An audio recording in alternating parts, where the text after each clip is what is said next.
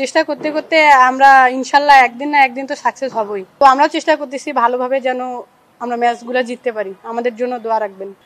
দেখেন ভাইয়া হচ্ছে চেষ্টার তো কোনো শেষ নাই।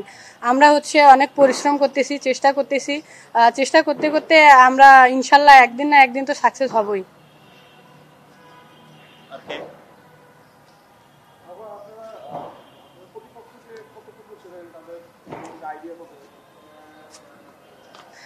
আমি মনে করি এখন যত দিন যাচ্ছে তত সবাই ডে বাই ডে অনেক ভালো ইমপ্রুভ করতেছে।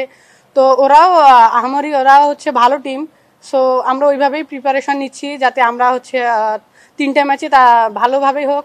কারণ ওরা তো এখানে এমনি এমনি আসে না, একটা ভালো বিড মানে খেলবে। তো আমরাও চেষ্টা করতেছি ভালোভাবে যেন আমরা ম্যাচগুলো জিততে পারি। আমাদের জন্য দোয়া রাখবেন।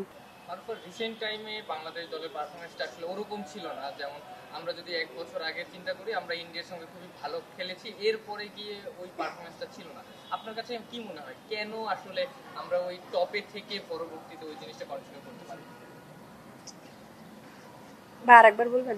আচ্ছা, আমরা ইন্ডিয়ার সঙ্গে গত বছর খুব ভালো খেলেছিলাম, পরবর্তীতে আমাদের যেটা আশা করা হয়েছিল যে ওই ফর্মটা আমরা ক্যারি করতে পারবো, কিন্তু পরবর্তীতে ইন্ডিয়া অস্ট্রেলিয়ার সঙ্গে আমরা খুব খারাপ খেলেছি। বিশ্বকাপেও আমরা একটা মাত্র ম্যাচ জিতেছি, আরো 2টো ম্যাচ আমরা জেতার একটা ভালো অবস্থানে ছিলাম। আপনার কাছে কি মনে হয় যে ওই জায়গাটা আমরা কেন মিট করতে পারিনি, আমাদের যে প্রত্যাশার জায়গাটা বা টপে থাকার জায়গাটা? ভাইয়া দেখেন আমরা হচ্ছে আমাদের টিম বন্ডিংটা অনেক ভালো। তো আমরা যখন খেলি তো আমাদের একটু মনে করেন ছোট ছোট পারফরমেন্সের কারণে আমরা ওই জায়গা থেকে পিছনে পড়ে আসি। সো আমার মনে হয় যে আমরা ছোট ছোট যেই দিক থেকে মানে আমরা পিছনে পড়ে যাই আর কি, এটাই হচ্ছে।